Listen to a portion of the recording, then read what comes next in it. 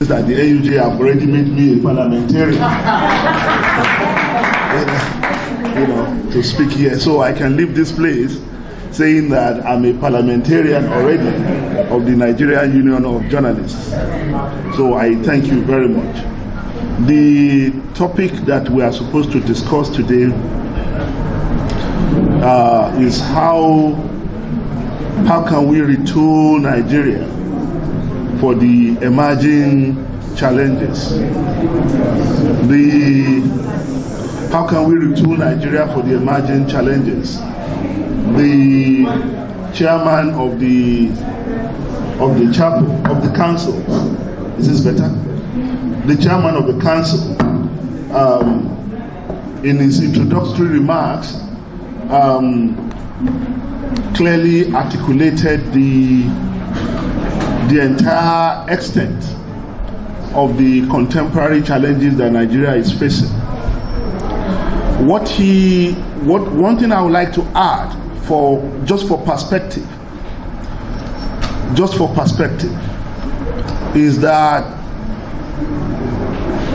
all those challenges that he had enumerated, he talked about insecurity, he talked about endemic poverty, he talked about the collapse of the social sector, he talked about the atomization of our societies along various dimensions, religion, ethnicity, regions, and all that.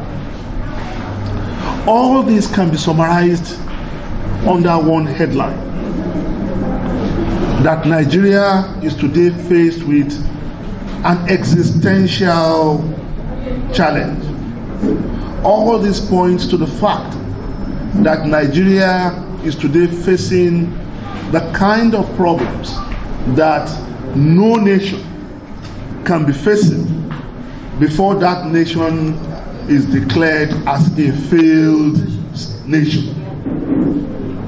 If you look at the parameters, that a failed nation does not mean that we have not met all the requisite requirements to qualify us as a failed nation. How else do you define a failed nation? When human beings, citizens, can be abducted, and people who abducted these citizens actually make videos to announce that we are the one holding these citizens, these Nigerian citizens, and actually negotiate for ransom. And when you pay them, they actually say, no, this is not the amount we demanded. You need to pay us more. How else can you define a failed nation than when a jail was broken and people escaped from a jail? People escaped from a jail, and one of the escapees actually made a video. And said, I was one of the people that escaped from Kuje prison, and posted that video, and this person was not apprehended. How can you explain a failed nation where overnight the national currency of that country is becoming almost worthless, worthing less than the piece of paper on which it is printed? If you have tried to print something, this is a season where we print things. If you have tried to print one pamphlet, you will know that the pamphlet is actually worth more than the currency of Nigeria. How else can you define a failed nation than a nation where a former deputy of the Central Bank of Nigeria, that is in a position to know, announced publicly that this government is printing money. This government is printing money. When a government begins to print money illegally, what else do you have to say about that country? When you have a country where a nation that is so richly endowed is also, we have the largest economy on the continent of Africa by GDP. But that country is also home to the largest number of poor people in the world. How else do you define a failed nation? Gentlemen, ladies and gentlemen, I take this conversation very seriously because like all of you, I live every day in fear. I live every day in fear. And what are my fears? My fears, apart from the obvious ones, that any one of us can be abducted at any time. In this country today, anybody can carry a gun and shoot anybody and nothing will happen. Nothing will happen. Government will come out, they'll say, oh, we will leave no stone unturned. We didn't hire anybody to turn stones. Anybody, life is cheap. Life is cheap. Thomas Hobbes said, when man left the state of nature and gave itself government and surrendered his God-given rights to a set of people, an elected set of people that he calls the Leviathan, that you surrendered your sovereign rights to the government, the Leviathan, you expect that you will keep your social contract. Your social contract, your contract to that government is that you will obey that government.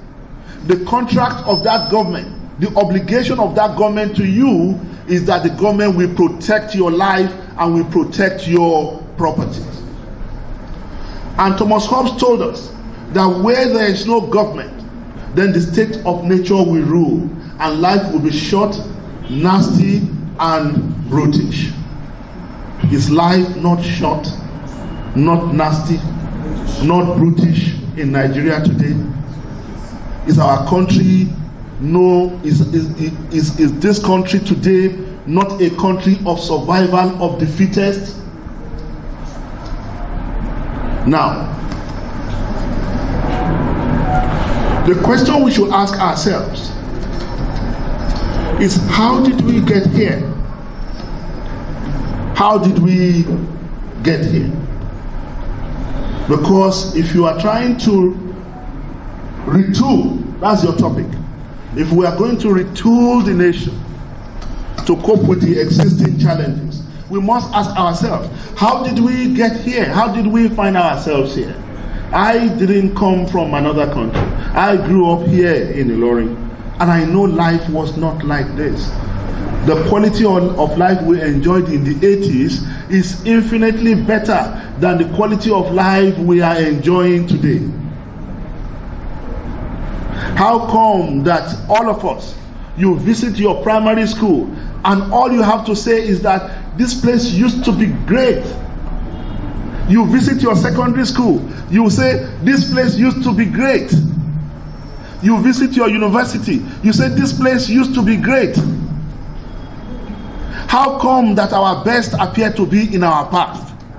How come that we have progressively declined over the years? Chinua Achebe has an answer. When they say, what's the trouble with Nigeria? He said, the trouble with Nigeria is fair and square, that of failure of leadership. And he said, Nigerians are who they are because our leaders fail to be who they should be. But you see, Nigerians are hustlers. Nigerians are bad. Chinua Achebe said, Nigerians are who they are because our leaders fail to be who they should be. I don't want to be simplistic, and I'll come back to this. But talking about the existence of this nation, the question we should ask ourselves, that every single one of us in this room should ask ourselves, did we ever have a nation? That is the first question. Did we ever have a nation? Because it could be that our inability to build a genuine nation is the reason that we have continued to falter and wobble and fail over the decades. We must therefore go back to the beginning and ask ourselves, did we ever have a nation? Because when you say Nigeria is a failed nation, you presume that there was a nation. Are we not making an assumption that is not founded in fact and in history? We must go back and ask that question. And that's where I'm going to go to. There's no Nigerian in the sense that you have a Chinese, right? You see a Chinaman, you say this is a Chinese man, right? You don't have a Nigerian in the sense that you have a Chinese, where the identity, the ethnic, the language, the cultural identity of the individual is the same as the national identity of the nation, right? You don't have a Nigerian in the sense that you have a Chinese, or a Japanese, or a British, or as a matter of fact, an American. So who is a Nigerian? In fact, we don't even have a Nigerian in the sense that you have a Ghanaian. Because a Ghanaian will look back. Even though the old Ghana Empire, where one historian said gold grew in the morning to be harvested in the evening, was not in the current location that Ghana is, but a Ghanaian feels a sense of connection to the motherland called Ghana. When you say Ghana, it evokes the memory, the legacy of that great 9th century empire of Western Sudan called Ghana.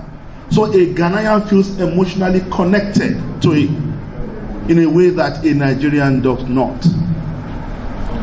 A Malian, for example, the Mali you have today was not the Mali of the 12th, 13th century.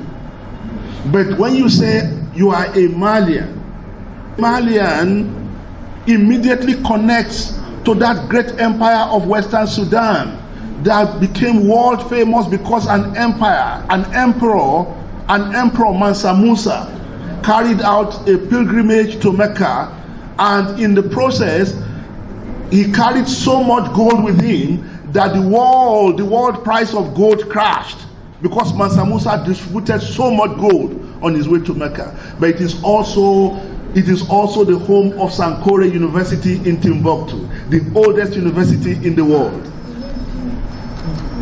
Right? So when you say Mali, a Malian feels connected to that. Now let's come back to Nigeria. Nigeria is derived, the name is derived from River Niger, right? River Niger. The same Mrs. Lugard said, you know, this piece of land called Nigeria used to belong to a company. The Royal Niger Company owned this place called Nigeria, right? Then the British government revoked the Royal Charter and in 1900 and took it over, and it became a British territory. Now, and upon becoming a British territory, it was the south coast, the southern Nigeria Protectorate, and the southern protectorate of the British Empire, and the northern protectorate of the British Empire. Then in 1914, the British felt that it was no longer economical to continue to keep these two separate territories. We cannot, because they're just recovering from the World War. The British economy was declining. They were no longer able to maintain these territories. So what did we do? They came up with something that was ingenious. Why don't we join these two territories together? What they call amalgamation. Join them together. Then we can use the resources that we obtain from the south to fund the development of the north. Right? They say, so what do we call this? What do we call this acquisition?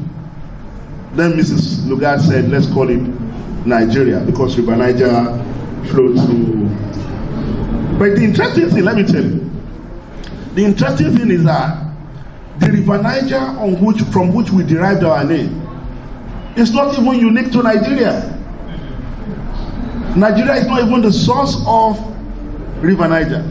River Niger originated from Guinea, then flew through Benin Republic, then through to Niger, then through to Mali, Burkina Faso, then through to Mali, then back down to Nigeria where it has its delta. In fact, in terms of these basins, Nigeria does not have the largest basins of River Niger. 3 countries, Mali, Nigeria, and Niger, have 26% of the basin of River Niger equally. And that's why the French call their own territory Niger. And our own, we just say Niger area, Nigeria. So there is nothing unique about this name, but peculiar to us. But if Nigeria is meaningless to a Nigerian, if you say Oyo Empire, that is real. Right? If you say Oyo Empire, that is real.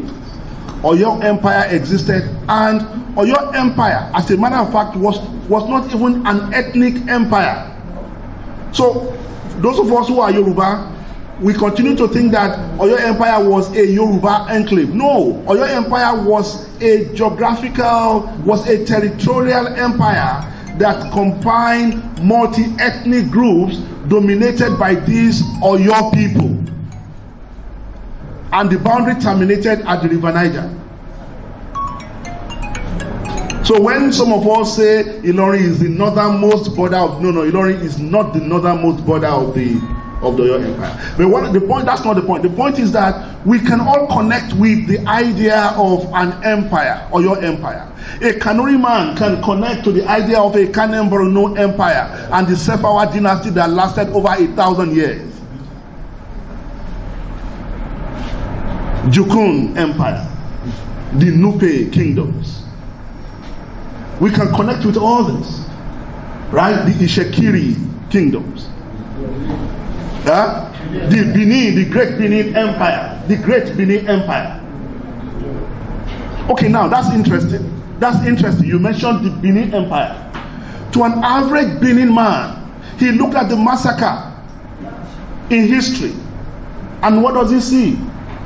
The direct outcome of that massacre was the creation of this country called Nigeria. Part of the process of creating this empire, this territory called Nigeria, was the massacre and the destruction of the Benin Empire. So when a Benin man looked at this Nigeria, he saw the legacy. It's like a woman that was raped, who got pregnant through rape. Every single day she sees the child. What does she feel? What does she feel? So this country, Nigeria, is itself problematic. And we are not asking these questions. We are all running away from this question. We are all living a lie. We are all living a lie. Oyo Empire, Oyo was a country. Benin was a country. Nupe was a country. It extended, the Nupe Empire extended as far as, that's why the Ata of Ayede Ekiti, the traditional ruler of Ayede Ekiti is called Ata. Ata. Why? But in spite of that, it wasn't the British, it wasn't the creation of Nigeria that introduced us to each other. It wasn't the British that introduced the Galas to the Igbos. It wasn't the British that introduced the Nupes to the Yorubas. They've continued to interrelate and intermarry and intermingle and fighting wars together like forever before the British came. Now, we have this Nigeria. The British Nigeria that was handed to us in 1960. After the countries that make up this place called Nigeria had been thoroughly pacified. That's the language they use for destruction. They say they pacified, the pacification of the people of the lower Niger Delta. The pacification of Kano. The pacification of Sokoto Caliphate. Right? Now, after these places have been so thoroughly pacified, then from the ashes of these various countries and empires, we now have a country we call Nigeria. It doesn't mean anything to anybody. It doesn't mean anything to anybody. The only time you feel it is probably when the Super Eagles are playing.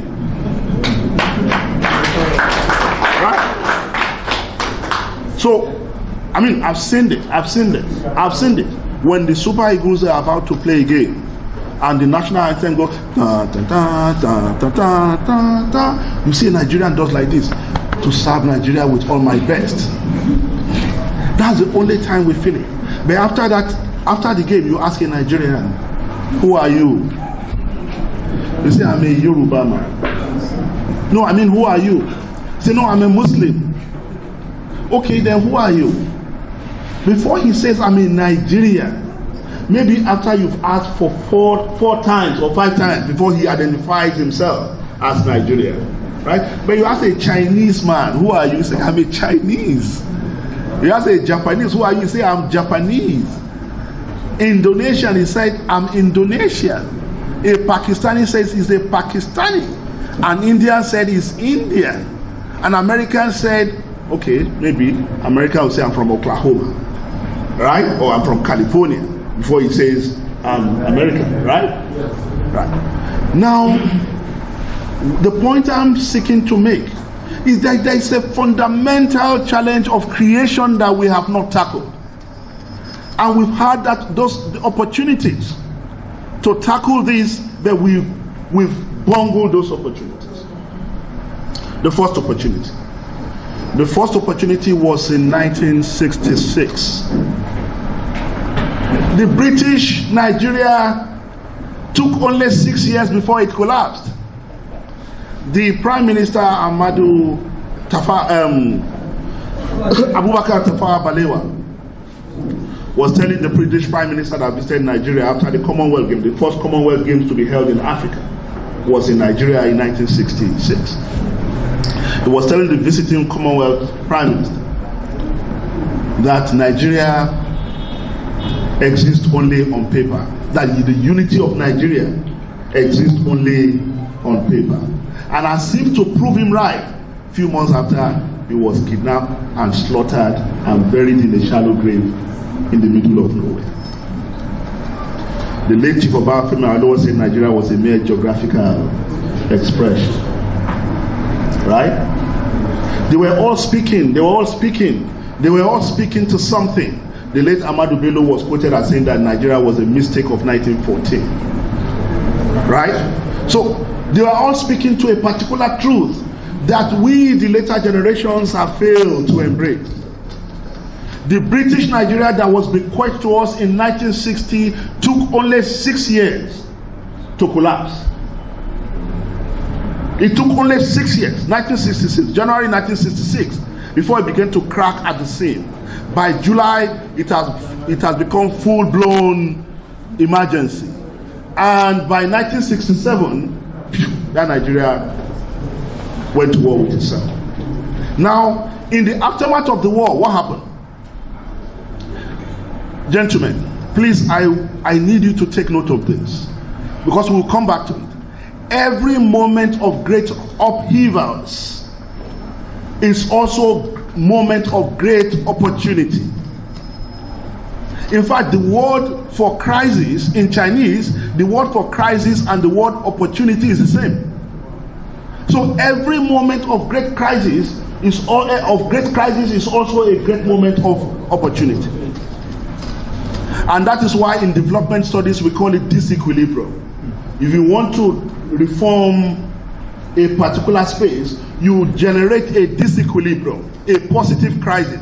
Because in a space of equilibrium, it is difficult to make fundamental changes. So sometimes you generate a disequilibrium within the system, so you can have opportunity to carry out the kind of reform that you need to carry out. Now, when we went to war for 3 years, over 1 million lives lost. Coming out of that war in 1970, we quickly announced, no victor, no vanquished.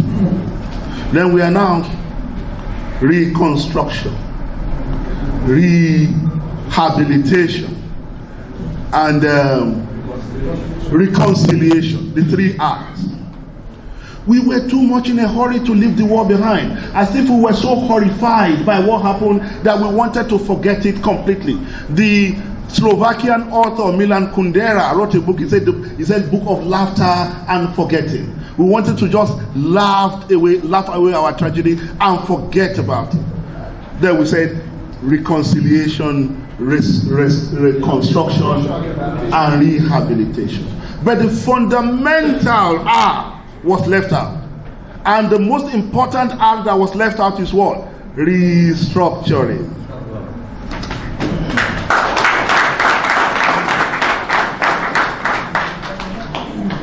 Because if we had internalized the tragedy of the Civil War, we would have asked ourselves, no nation can have peace without justice.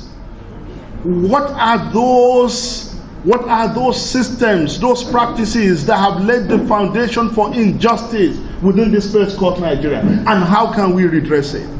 Can we redress it without altering the fundamental foundation of this country? Could we have organized this country differently? What will be the organizing principle of this new country that is coming out of the Civil War? What will be our theory of unity as a country? We never asked those questions. But putting the fourth R, restructuring, in the front burner of the political conversation at the time would have helped us to tackle these questions, but we did not. We missed that opportunity. That was the first opportunity. That we would have told ourselves, this British Nigeria is dead. Let's bury it. Let's bury it. Let's leave it behind. It is dead. Let us build our own Nigeria. That was British Nigeria. It did not work. We tried it for 6 years. It did not work. It led us to this monumental tragedy where brothers slaughtered brothers. Enough is enough. Let us build our own Nigeria in the interest of Nigerians, not Nigeria in the interest of the British Empire.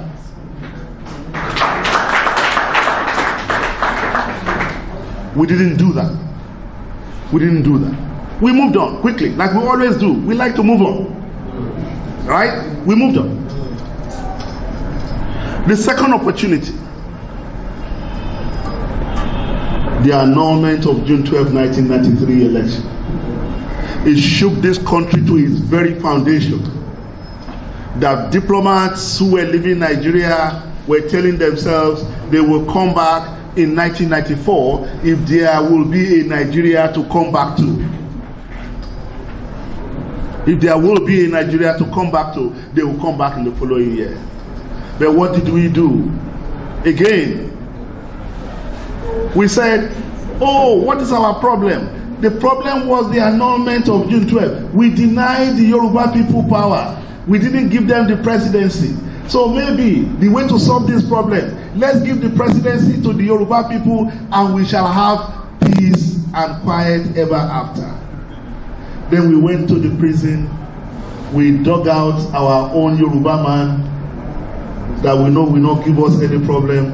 We shaved him clean. We gave him new clothes and we made him the president of Nigeria. And we thought we have solved that problem. But the fundamental problem, it was a cancer. It's a cancer that we are dealing with. Right? It's a cancer that we are dealing with. But how are we treating cancer? We are putting this nice bandage on it. We are putting this nice malignant tumor. If there are doctors here, they will tell you you are only wasting your time and probably complicating the case of the patient. Right? Now we thought that the problem, we diagnosed the problem of June 12, 1993 as solely the problem of Yoruba people wanting to be president. And we felt that once we give Yoruba people the president in 1993, we've solved this problem. We did not solve the problem. Because, hey, in what way did President Obasanjo's president, in what way did he work for an average Yoruba man? In what way did the Yoruba man do? Can we look at the Yoruba land today from Osun to Ogun and say, wow, look at how sophisticated and how developed this part of Nigeria is? And they will ask us why. And say, because the Yoruba man was president for 8 years. Can we say that? We did not address the problem. The misalignment, the misadjustment, the failure of the structure from day one. It was not meant to work. It was meant to fail. It was meant to fail because it is by failing that it can continue to serve the interests of the empire. The British did not leave because they wanted to leave. They left because in the aftermath of the Second World War, Americans were demanding, you must surrender your territories. It was no longer fashionable to keep territories. So they make Nigeria, they packaged it, they designed it, they handed it over to you, but they did not plan for it to work. They did not plan for it to work. But the British were not wicked by doing that. The British did what a rational human being will do, look after his own interest. So, in what way have Nigerians looked after their interests since the British left? We had another opportunity in June 12, 1993, we bungled it. By sheer coincidence, 2023 presents us with another opportunity yet. Because everyone will agree today that the kind of challenges, the kind of crisis that Nigeria is faced with today is unprecedented. It has never happened before. Like I told someone yesterday, there are only two groups of people in Nigeria today.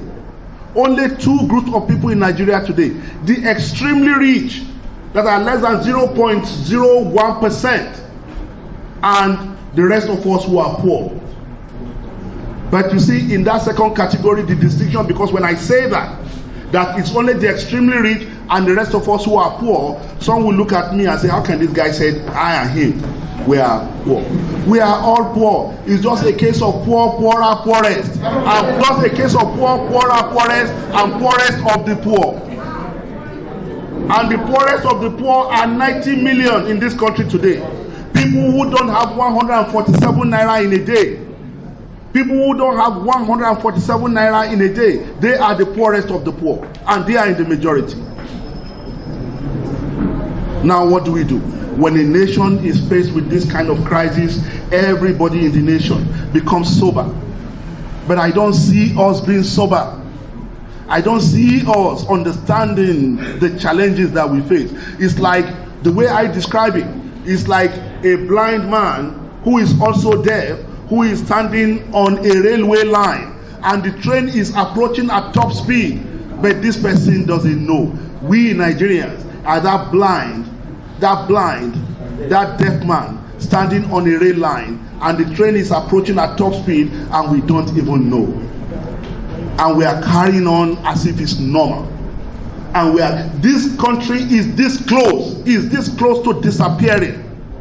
But we are carrying on, it's normal. You know, if you read your Bible, if you read the old prophets, when they say, hey, the kingdom of God is at hand, people will be laughing at them. They call them what? Prophets of doom.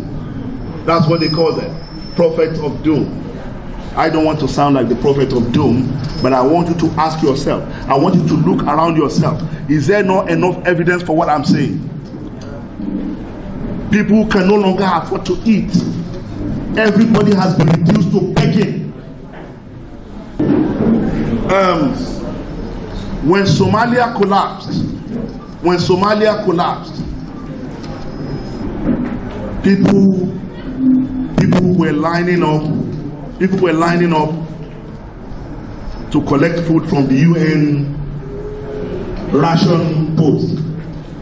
But you know the people lining up to collect food, lining up in rags, carrying plates to beg for food. Do you know who they were? Doctors, accountants, engineers, professors, lawyers, ministers, journalists, people like us.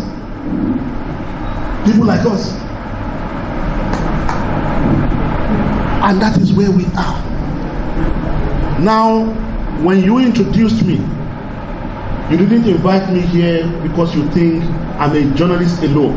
You invited me here knowing that I'm a politician.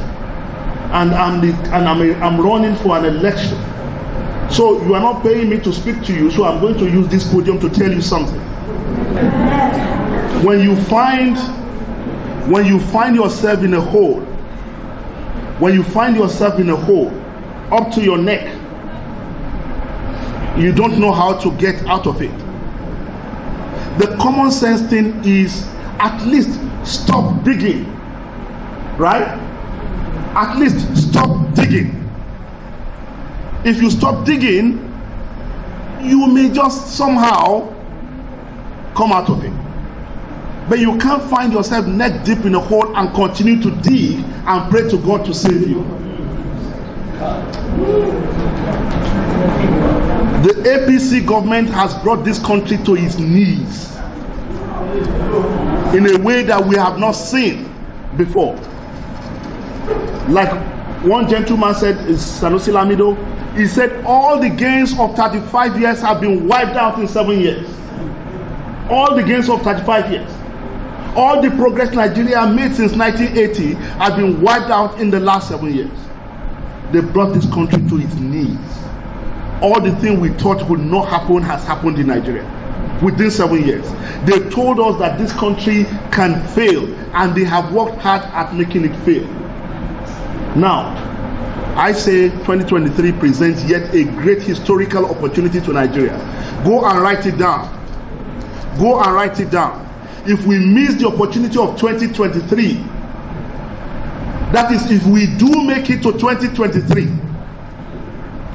as a country, if we miss the opportunity of 2023 to tell these people enough is enough, we must change course. I'm not talking about the presidential candidate. There is no presidential candidate that's going to come forward and perform miracle to turn Nigeria around. But we are saying, stop the bleeding. Stop the bleeding. There's no way you can exonerate the APC from what has happened in the last 7 years. They've ruined this country, and they are coming forward in a sane society. If an angel of God comes forward and say, look, I will save you, we say, which party? We say APC. We should tell you to go away, because you guys have ruined this country. If somebody comes in and tells us, oh, he's new, he's different, he was not part of what happened in the last 7 years, oh, but I'm APC, we say, okay, we agree, Mr. Emilokon, come. Right? But are you